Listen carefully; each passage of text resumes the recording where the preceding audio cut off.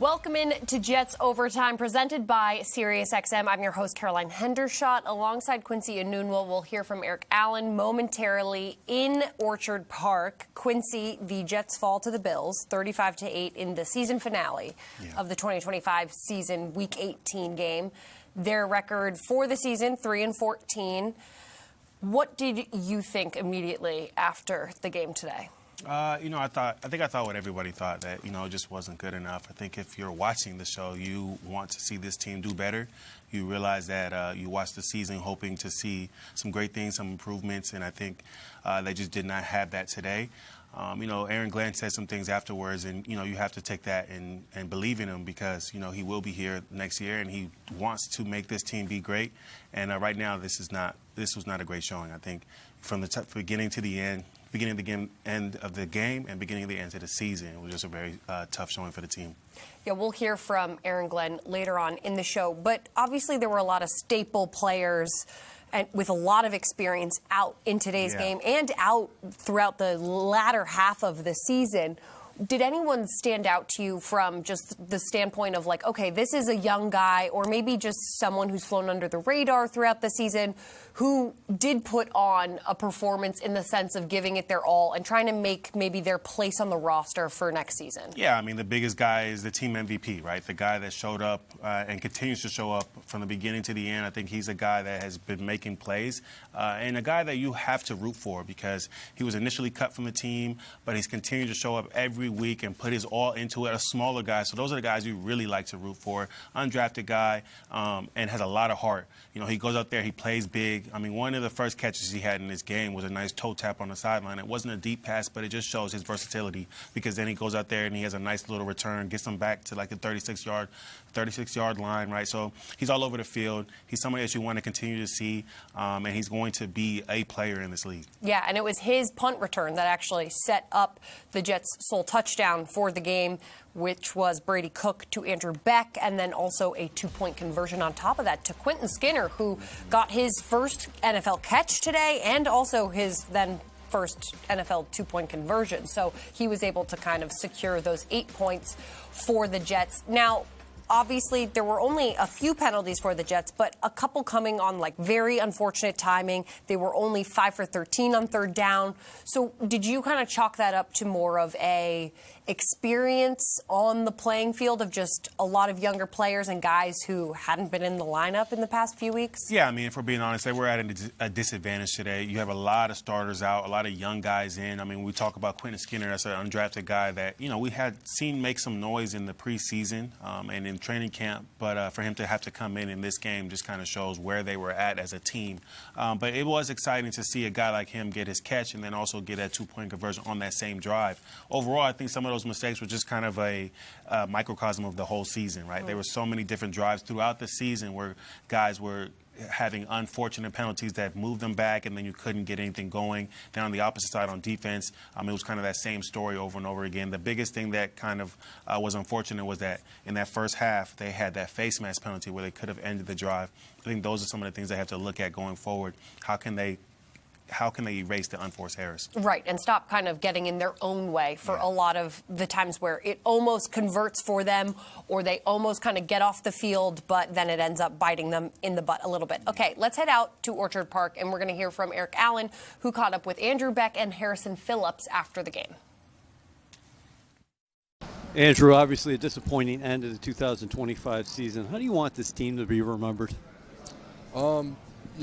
You can look at the record, you can look at, a bunch of things and say that the season wasn't what we wanted it to be or it didn't live up to the expectations that we had initially, and that will be true, obviously. But AG's done a good job about it all week, all year, and I think we've believed it as players. There's still good things that we put on film. There are still things from this season that we can take, build on the springboard into this next season, and that's what guys are talking about already in the locker room, which is what you want to hear. It's a group of guys who know that this season wasn't our expectation, and at the end of the day, know that we need to get to work. So when we do this thing again in 8 months, we're ready to rock, and it's a different story for the Jets, and I think everybody's excited about that. Speaking of that, two things do you think you can build off of? The rush game and then also special teams, what you guys were able to accomplish this year? Yeah, absolutely. I mean, the run game has been great, no matter who was in the backfield. I think that's a credit to the guys up front. And guys in our room, I know Ruck, Mace, Stoney, Jelani, and everybody in there has done a really good job.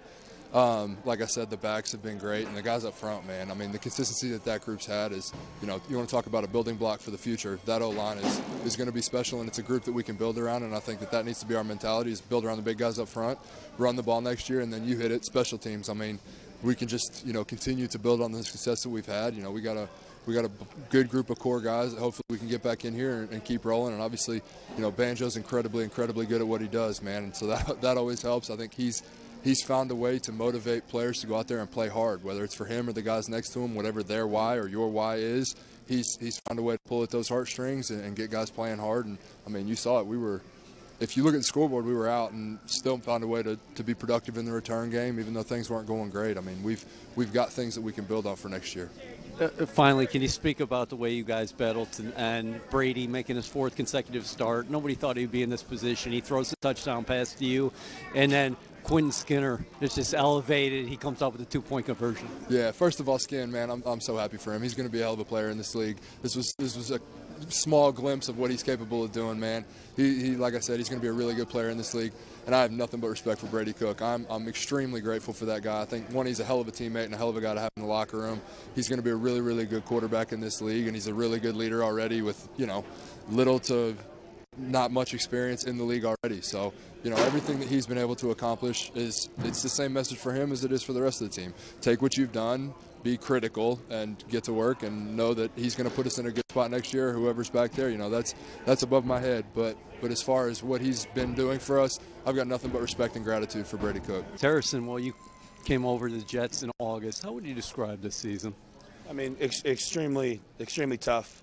There's a lot of disappointing things when you look at the results.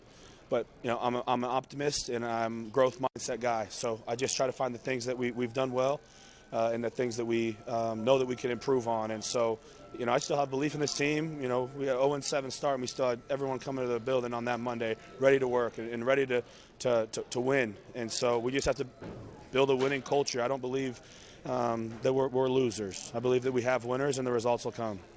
What's this experience like for you? You've been through it before, being in that locker room and looking around and knowing that, hey, listen, there's going to be a lot of new faces here next year. Yeah,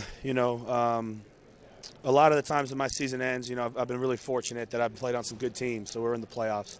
And it comes a little bit more abruptly, so you can't really filter the emotions as raw. But I've cried a lot in the locker rooms at the end of the game. And sometimes it's because I don't get to play a game for the next 8 months, and I really love this game.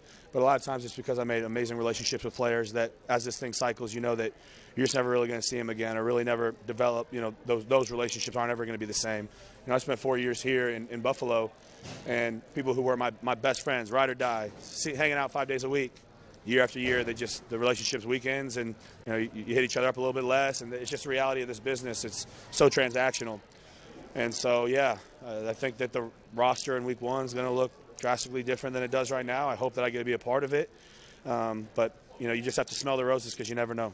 Are the Bills an example of what a team can be who is trying to flip it? Because they were down for a long time, and then they flipped it, and they developed that winning culture. Yeah, I think when we were here, 17-year playoff drought just finished, and then we won the AFC East for the first time in 26 years. And it was a slow process as well. And I do see a lot of the character, and I see a lot of the effort, and I see a lot of the same the coaching points that they were instilling us at that point when I was in Buffalo, the AG's bringing to this roster and to this organization. And so, like I said, we just have to improve. Harrison, appreciate your time as always, buddy. Yeah, man. God bless. Thank you. All right, Q, let's get into the film breakdown presented by Copilot by Microsoft. What do you have for us? Yeah, so one of the consistent things about this team has been the special teams play. And so in this one right here, it's a great teaching moment for Arian Smith because we talk about the last time he had one of these moments, he ended up stepping out of bounds. So it was a great job by him and a great teamwork by Wanwu for getting in and making sure that ball didn't go out of bounds. So right here, look at this right here. A great job catching this ball. And let me tell you, catching punts are not easy. So to be able to find that, throw it back, and then Wanwu inches away from putting his foot on the line and making a mistake. But this is just great special teams play and great job by Banjo by coaching these guys up and keeping them focused on the process. And I know we've been talking about them all year long, just how incredibly consistent the special teams unit has been. But the body awareness in moments like that from both of them, like you can't. I mean, Banjo has been incredible. No shade towards him, but you can't teach that kind of body awareness. No, right? definitely great, amazing athletes, but overall, just amazing special teams play, amazing gunner play, and that I've said it before. Gunner play is the most difficult position on the field, right? You're constantly battling all the way down the field, and then you have to be able to be a punt returner by catching that ball, fielding it, knowing where it's going to land, and making sure that you know that you don't step out of bounds when you go catch it. Yeah, an underrated position, and also just an underrated job well done by Arian Smith, kind of all season long, essentially, as a rookie. So kudos to him. All right, we're going to go back to Orchard Park and hear from Aaron Glenn, who spoke to the media after today's game and gave his thoughts on the performance and where this organization is heading. But here's what I do know. I know the reason why I came here. And I am not going to waver from my beliefs on what I think wins games in this league. And I am very confident in myself. I'm very confident in this organization. I'm very confident in our owner. I'm very confident in Mooj. And we're going to work our ass off to get this shit exactly where it needs to be. And I do know that. But I'll tell you this. This season's on me. It's on me. And I get that. But I'll tell you this. We're going to work our ass off, right, starting tomorrow to make sure we get this shit right. I do. All right, well, as we look ahead to the 2026 offseason, we obviously just heard Aaron Glenn's approach for the offseason, but these are the important dates that we have to keep in mind going forward because there really is no offseason for the NFL schedule because right away, February 17th, the franchise tag window opens, and that's going to be, I believe, a big one for all teams. Then February 20th through the March 2nd, NFL Combine. Again, that's going to be another big one. Really for all teams, but especially for the Jets who have 2 picks in the upcoming NFL draft, which is happening on the bottom of your screen, April 23rd to April 25th. You also have the free agency window beginning, off-season workouts beginning in April and March. So there's a lot of important things within February to April, really, that things just will take off for not only the Jets, but also all other 31 teams in the NFL. So how important, Quincy, are these next 4 months for the organization as a whole? Yeah, I mean, I think that at least for this next month, it'll be important for these guys to rest their bodies up, getting ready for that off-season program. But for the coaching staff, for the GM, for everybody up in the upstairs where we are now, right? It's important for them to kind of look at the roster, see who they want to keep, who has the ability to stay on this team, and then obviously franchise tag time comes. Who do you want to put that on? Then the draft, right? We talk about the draft. We talk about, okay, that's really where you want to kind of improve your team, and they have a lot of capital, so it's a great opportunity to make some big moves. And we heard, like, Aaron Glenn just say how much he believes in GM Darren Muji and what he's been able to accomplish through trades and free agency just in this one short year that he has been with the Jets has been, in my opinion, very impressive. He also extended Josh Myers and Jeremy Ruckert recently. So I think he has a plan for this team. It just has to kind of unfold a little bit further. Do you expect him to make some big moves in free agency again this year? Yeah, I mean, he's made some big moves even during the season, right? Talk about during the trade deadline, right? Obviously with bringing everybody in with the contracts as well. But I think Darren Muji's had a pretty good first year. He's really trying to improve this team. I think when you look at the roster coming into the season, there were some holes. There were some things that they needed to plug and play. And so they tried to do that during the season, knowing that this is a long-term goal, a long-term plan. So I think this next year will really show what they've been building and what they really want to show on the field. Yeah, and looking ahead to the 2026 NFL draft, the Jets do have 2 first-round picks.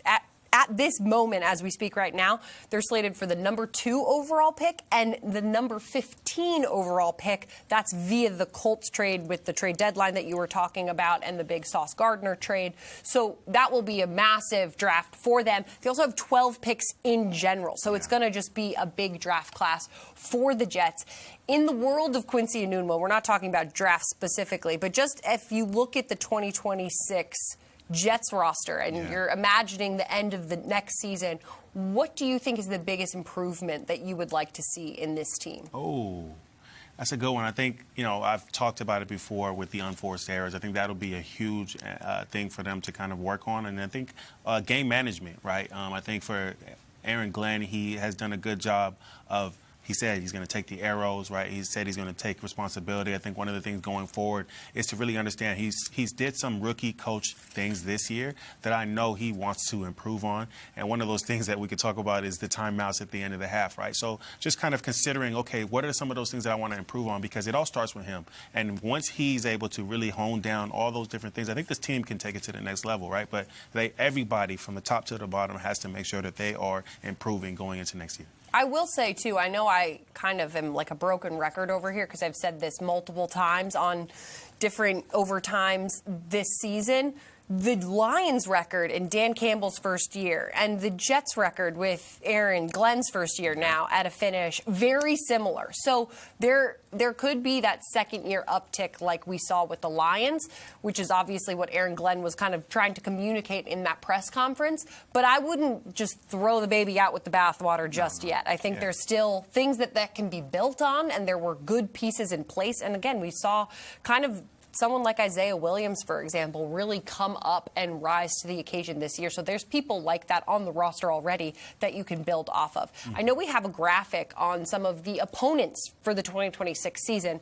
There are some tough games that are already on the schedule, not really order-wise yet, but just in general, they're going to be playing some tough teams away. Of course, you'll have the Bills, the Dolphins, the Patriots, but the Bears, who have been dominant all season, they're going to have to play the Bears in Chicago. They're going to have to play the Chargers in LA. They're going to have to play the Lions in Detroit. So those three stood out to me kind of right away. Did any teams or opponent, home or away, stand out to you right away, Quincy? Yeah, I'm curious to see what's going to happen in Kansas City, right, with Patrick Mahomes. Will he be back from the injury? Will he still be Patrick Mahomes, right? That's the guy that really used his legs. He was a dynamic quarterback.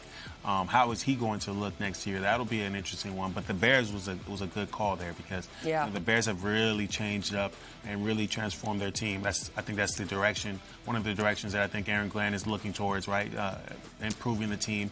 I can't wait to see what they bring out next year in terms of the Jets and how they look. Yeah, and an old coordinator friend with his of Ben Johnson, their head coach, and then, of course, with the Chiefs. When will Patrick Mahomes return? Right. Will Travis Kelce be on the roster? Lots of question marks there for Kansas City. All right, final thoughts for the 2025 season, Quincy, and then we will wrap. I think every player has to look themselves in the mirror after this game and decide if they put their best effort on the field. And if you did, then you can go into next season knowing what you need to improve on. If you didn't, then effort is the first thing you need to improve. So going forward, make sure that you're putting your best effort out there because I think everybody belongs in this league. But if you're not putting the effort out there, then you shouldn't be on the field. Well said. All right, well, that's all from us on Jets Overtime presented by SiriusXM. I want to take a moment just to shout out not just all of you at home who have been tuning in all season long, but also our entire staff behind the scenes here. They have worked tirelessly week in and week out, whether it's in the studio, whether it's at the stadium. We could not put on our pregame, our postgame show, or any of our interviews without them, so we greatly appreciate them. We're wishing you all a happy and healthy new year, and we will see you next season.